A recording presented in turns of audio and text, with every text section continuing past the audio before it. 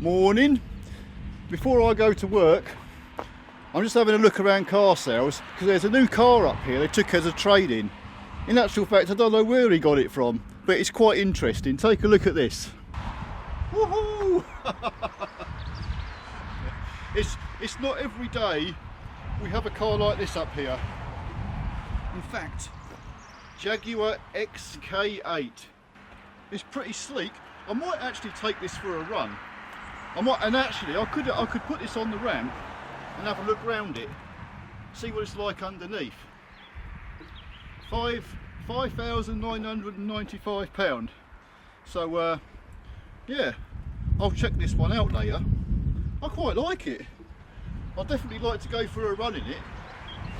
Anyway, let's kind of see what else we got up here because the yard is beginning to fill up now.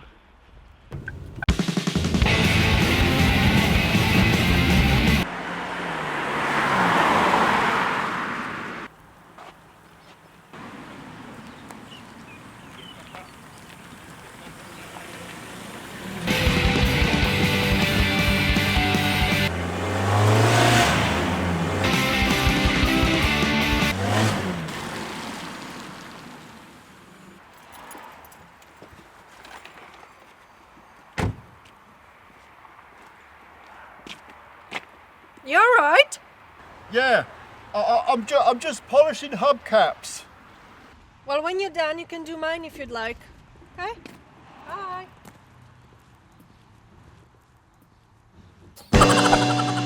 Hi guys, in my previous video, which you can watch here, I've removed the engine out of a Mark 5 Mondeo 2 litre diesel. It had 257,000 miles on the clock. Woohoo! Driven by every man and his taxi driver. I mean every man and his dog. But yeah, the engine was rattling so badly it sounded like one of the con rods was going to jump through the engine block and say hello. So we've taken that engine out, which I will, when I get the time, take it apart and find out what went wrong with it. That's for another video, another day. For today, I thought, what if I made just a small little video putting the new engine in. I'm not going to show how the whole engine fits and everything because we've already taken it out, it's just the reverse.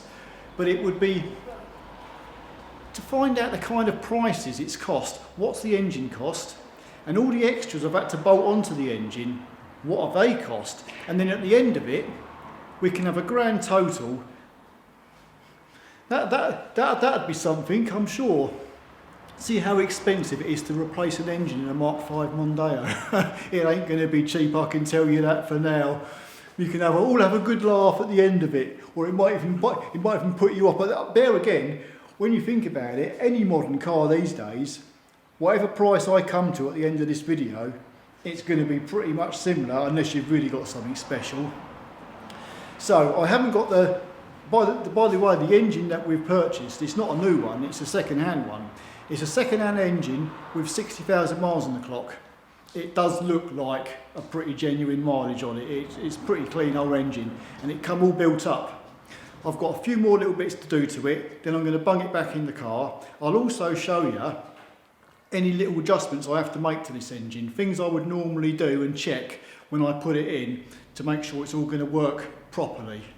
We'll go through that and that's it. There's one thing I do have to do though, which involves putting my jumper on, because when I took the old engine out, I snapped one of the exhaust studs, which is a nuisance, and I don't want to get covered in sparks trying to put it right. So let's get this done. After snapping off the first stud, I decided to cut the nut off this side because this one was going to snap as well, and I've cleaned all the thread up and got a new nut for it, so this one's good. The problem I have is this stud, where it's splined through this flange, is in there really tight. Even if I put like heat on this and got it really hot, and then I really whack this with a hammer, I'll tell you, all that's going to happen is I'm going to bend that flange and that stud's not going to come out. So here's how we're going to go about it.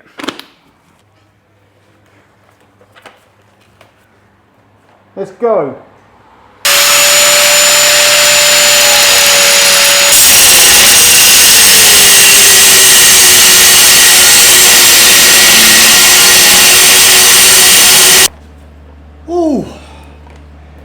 flipping hot in that. The theory is that by cutting a slot through the flange has relieved the tension on the stud. So let's let's see if it works. Ah, yes, that's moved. See that? One little tap and it's actually moved. I shall need a pin punch now, but even hitting that, you can see how tight that was, even with the slot in it. So you can imagine how tight that stud would have been without cutting a slot in it. It would have bent this flange for sure. Right, I'll just finish it off now. Bingo. Problem solved, nice and simple. Nut and bolt, we're done. So yeah, them studs, you would not believe how tight they are actually in. That is the best method I've found of getting them out quickly and simply. This engine actually came with the ECU wiring loom on it, because that's your multi-plug for your engine control unit. And this loom goes on just about all the sensors on the engine, including your fuel injectors, turbo, the lot. All the multi-plugs on this loom were all intact, everything was good. They disconnected it properly, which is unusual for a breaker's yard, but they've done a really good job there of not chopping the wires off. So that saved me a heck of a lot of time. And as I said, this engine came with a lot in it. It came with the EGR valve, the high pressure fuel pump, the injectors, the turbo. So it's come with a lot of stuff on it, so I haven't had to do that much, but I'll show you what I have done. They say that this engine has done 60,000 miles from new, but just to be safe, I've put a new cam belt kit on it, and engine water pump, and new auxiliary drive belt. Obviously it never had a DPF on it, you can kind of guess why, so we have to change that over. Alternator and air conditioning compressor, they needed to be swapped over from the old engine. And the old clutch and flywheel had been in for a bloody long time, so it's gained itself a new dual mass flywheel and a new 3-piece clutch kit. There's a second wiring loom that goes in this engine, which didn't come with the engine obviously. This is basically your power loom. It powers up your starter motor, it goes onto your alternator, and this loom all goes to like your fuse box side of things and all the earth leads. So I'll bolt the starter motor back onto the gearbox, and I'll just tuck this entire loom up onto the engine, and once we're all back in, then obviously connect it all up to the car.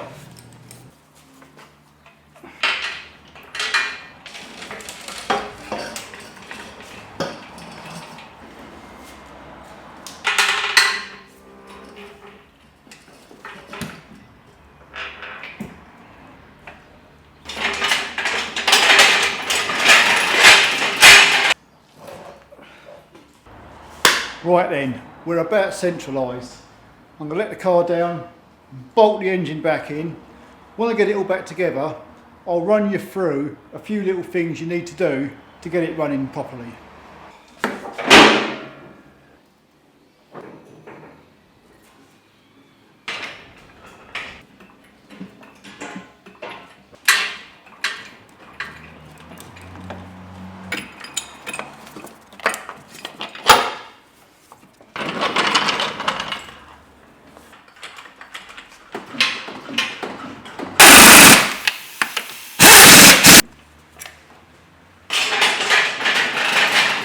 Ta-ra! That really was quite easy. I could have pissed that in my sleep. I don't want to state the obvious, but obviously when you're taking things apart on a car, even though we're changing an engine, it's worth checking all the ball joints and stuff, because this one, this driver's side, that's worn out. That's just more money we've got to spend now.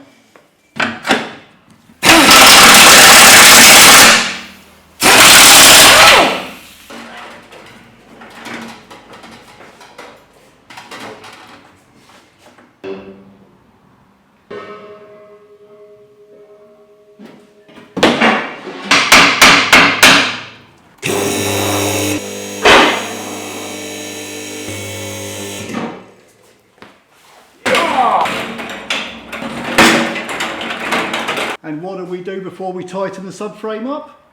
We have to pin it up. If you don't align your subframe, you're going to have steering issues.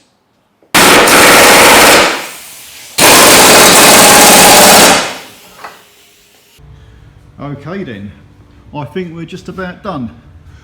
Underneath, I've just been looking around and everything seems to be bolted up as it should be. My new suspension arm. The only thing I haven't done at the minute is put some aircon gas in it. I'll leave that till it's actually running and it's all okay.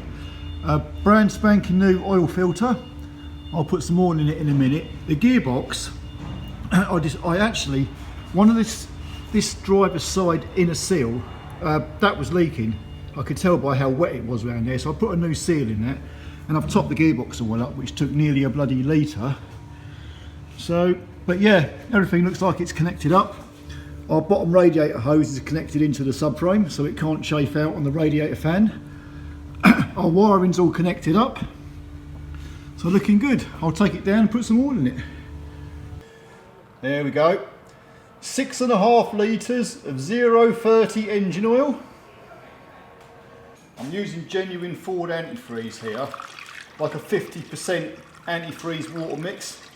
And by the way, you should be able to just fill the bottle up and let it run into the engine. You shouldn't have to bleed it. The water will automatically self-bleed.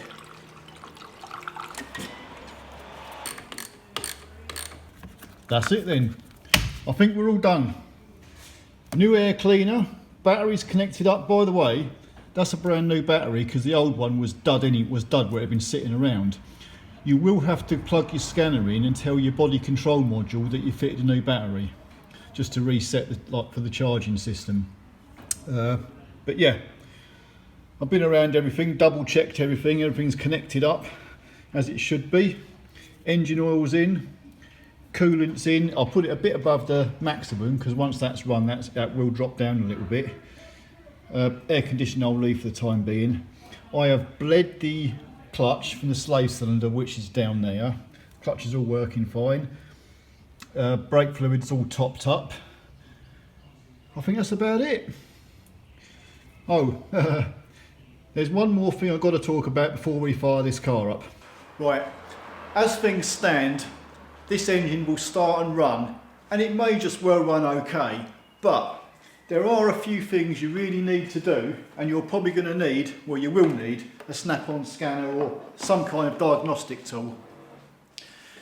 The fuel injectors in these engines are coded to the engine ECU to make them run properly, and there's a couple actual settings you've got to plumb in.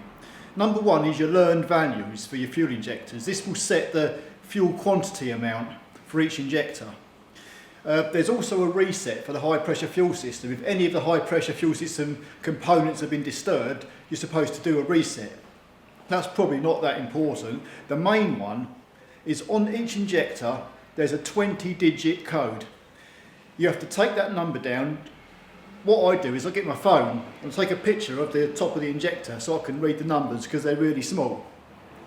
Then you plumb each of them 20-digit codes into your ECU using your scanner.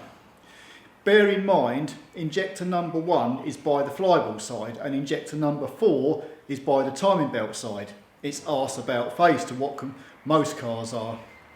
They're called your fuel injection correction values, and if you don't do that, it could cause you all kinds of problems. Here's an example. If I go back some years, there was a time I just put injectors in, and one of these, without coding them, one of these cars came in, I put 2 injectors in it, and I run it up the road, and it was like rattling, like, if you can imagine like a petrol engine pinking quite badly, it was like that, it didn't sound good. And I brought it back, and I thought, I've got the scanner out, I coded the injectors, and bang, straight away, it was perfect, it was running smooth and quiet. So at that point, it registered in my head that, yeah, it really does matter about coding these injectors in properly. Anyway, that's it. I've banged on enough. I think it's about time to start the engine then.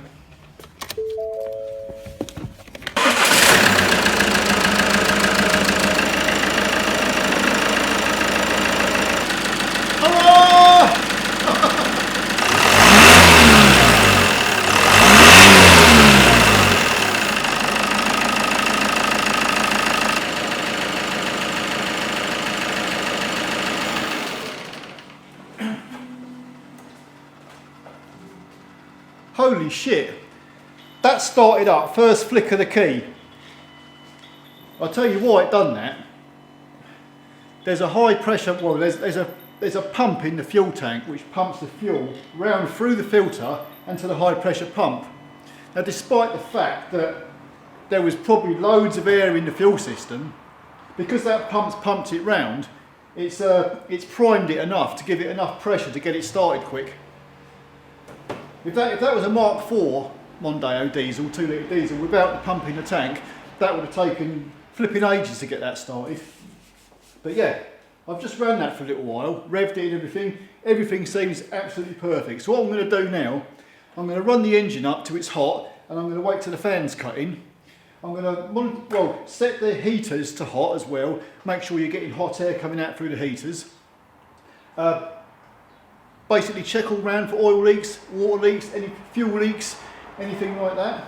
Run it up for about a good hour, give it a road test, give it another check over, and if everything's okay, then you can go back on the road with another taxi driver. Wait for it to get blown up again. But yeah, I'm happy with that. It sounds good, this engine, running nice. It's always nice when you put an engine in, it starts up and it runs properly, because a lot of the time you can fit an engine, believe me, you can fit one, and it will start up like a pig, and there'll be all sorts wrong with it. And like faulty injectors in the new engine you've got, or well, I know it's a used engine, but this particular engine, for the price it cost, it's about £1,900 this engine was, and it come complete with the pump on it, it come with injectors in it, and they said it's a genuine 60,000 mile engine, and at that kind of mileage you don't expect anything to be wrong with it whatsoever, especially when it comes to the fuel injectors. And they were right, it's running absolutely pucker. Anyway, I'm going to take it up in the air, have a look underneath for oil leaks, and if everything's good, I'll take it on a road test. Just want to point this out because this is something I seem to be finding more and more. The actual fuel temperature sensor here, it's got like 2 clips on it. The second clip was a modification where I think that one of the clips were breaking or something, so they fitted a second clip to make it more secure. But that pipe, that fuel pipe, should be sitting up here. But on quite a few of our cars, they're getting to the point where the pipes are actually sitting on top of the clip. And of course, as the engine's vibrating, these clips are digging a hole in the bottom of this pipe. And we have had one where it's literally vibrated a hole in the bottom of this pipe when you've had leaking fuel from here. So what I'm going to do, obviously, is get this away from that clip. So all I use is like a sticky foam pad, and I'll put it underneath that fix in there. And that will stick like the pipe clip to the bracket. Good, and that should prevent another headache further on down the line.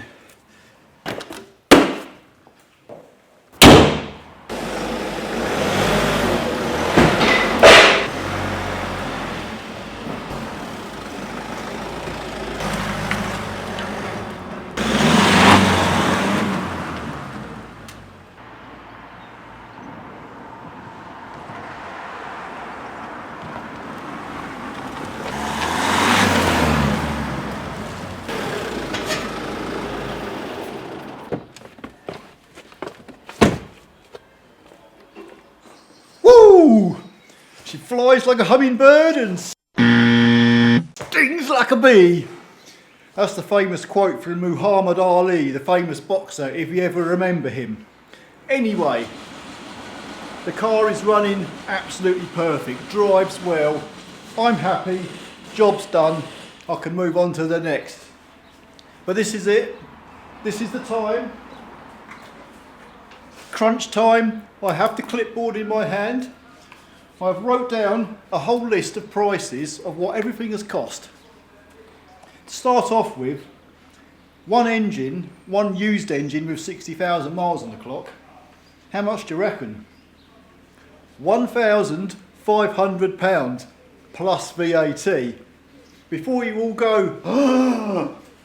Bear in mind, a set of injectors for one of these cars, if you bought them brand new, would cost you £1,000. So I don't think we've done too bad, considering this engine came built up with pretty much everything on it. The rest of the stuff that I've actually put on the engine, I can't be bothered to stand here and reel it off. So what I'm going to do, I'm going to put it all up on the screen for you to see.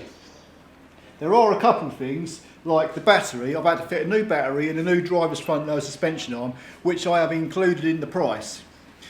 After I give you the grand total, if you take a couple £100 off for them, that will sort of like eliminate them. So, the grand total, parts alone, including VAT, £2,988.55. There you go. That was cheap, weren't it? Plus the labour. Oh yeah, there's labour on top. If I had to do that job here for a customer, you would be looking between £500 and £800, including that labour. So there you go, not a cheap job. In fact, for less than that, you could run on up to Steve's car sales and buy yourself a quality used car with a 12-month warranty. Anyway, that's it, folks. There's one more thing I'm going to show you. Look at this. We just purchased this. We needed a new hydraulic jack, and this one ticked all the boxes. And by the way, this is my current job. Yeah, just finished an engine swap. Now I've got a clutch to do. Woohoo! No, but check this out. It's only 0.8 of a tonne. I think it's a bit overkill for what we'd ever use here. It's fully adjustable, so we can, like, if you've got a gearbox sat on that top plate, I can adjust it up and down both ways. Look. It's absolutely fantastic. It's really good if you're trying to put a gearbox back on an engine and you just have to make it sort of like tilt it one way or another. This is absolutely fantastic. And check this out. When the first ram is at the end of its travel, it's got a second one! You see, I can send the gearbox into orbit.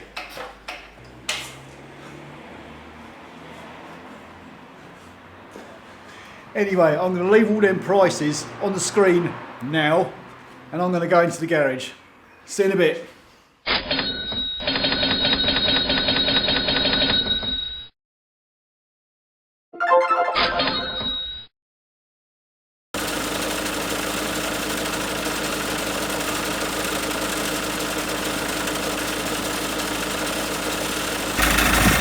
What the bloody hell! Some of you come out to say hello!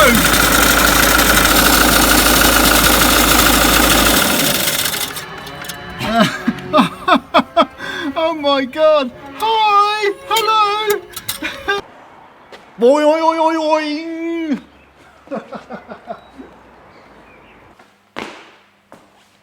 Anyway, just to finish off today, Matt's decided to set a seatbelt pre-tensioner off. Woo! I think it's going to be boring. I like the big sail ones that come out of like the curtain ones down the side.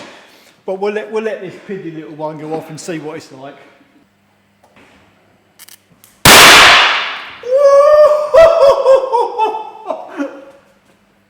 Wow, that was pretty cool. Well, at least the bang was pretty impressive, weren't it? Yeah.